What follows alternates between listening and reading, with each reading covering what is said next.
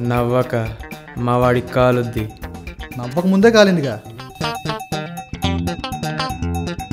మన మీద చెయ్యేసే దమ్ము ఎవడకుందరా?